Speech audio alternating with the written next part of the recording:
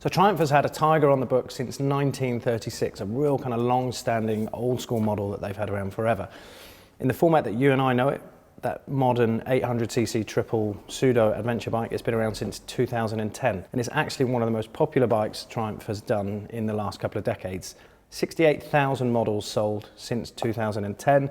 If you break your calculator out and push a few buttons, you'll see that that's pretty much one bike sold every hour, every single day of the week, every week of the year from 2010 until now. So getting the call to ride any new bike is always an exciting time, but with the Tiger 800 it was particularly interesting for us because this new 2018 model represents some of the most innovative technical changes that this bike has seen in years. With 6 bikes in the Tiger range, 4 XR and 2 XC, in condensed terms, that list of 200 odd changes, we can squish those down into the key things that you'll notice with the new bike straight away. The screen you can adjust with one hand, really easy to use. The dash is now TFT, much like new Street Triple, much like upcoming Speed Triple. Also housed within that TFT screen are the new rider modes, including now an off-road and an off-road pro mode. Mechanically, Triumph has reduced the crank inertia on the bike. Hopefully what that means is the motor should spin up a little bit easier than the previous model. So those changes to the motor equals 79 Newton meters of torque and 94 horsepower at 8,500 RPM. So we were really looking forward to ride the bike when we got the call from Triumph saying we would be shooting off to sunny Morocco. I say sunny because if you do what I do, picture these places, there's sunshine, big kind of long Sahara desert, it's really cool, there's camels everywhere. Let's go and have a look and see how we got on.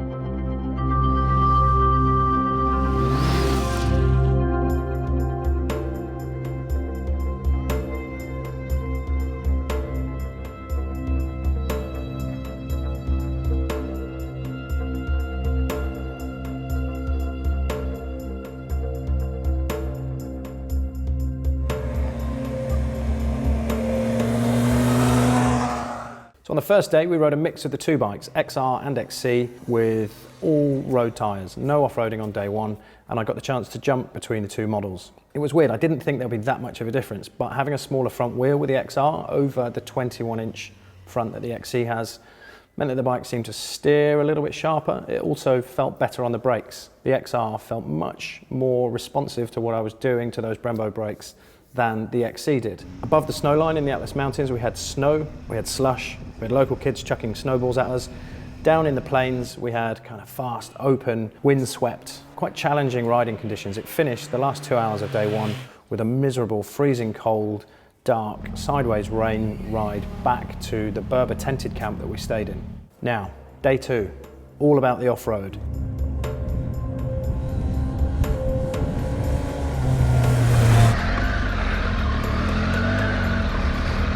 So, choose your moment to go for gas. Now.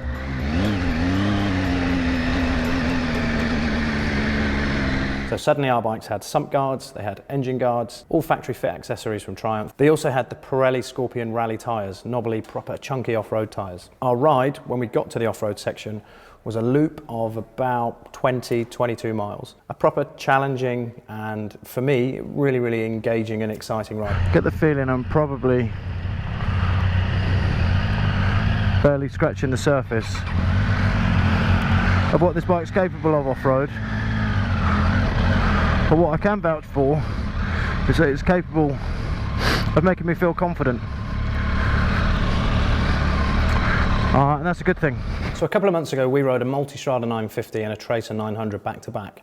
We called them off-road bikes because they look like off-road bikes. The big difference between those 2 models and the Tigers that I rode is the Tiger is an actual off-road bike. You can genuinely plop off the side of the road and go and do things off-road that the other 2 can't.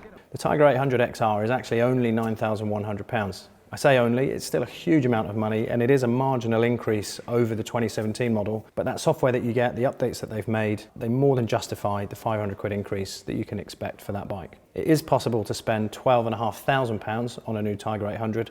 For that you'll get the XCA, the kind of all singing, all dancing, top spec, ready to ride anywhere version of this incredibly capable bike. On paper the differences between new Tiger and old are huge. Triumph themselves have said over 200 changes, all that stuff.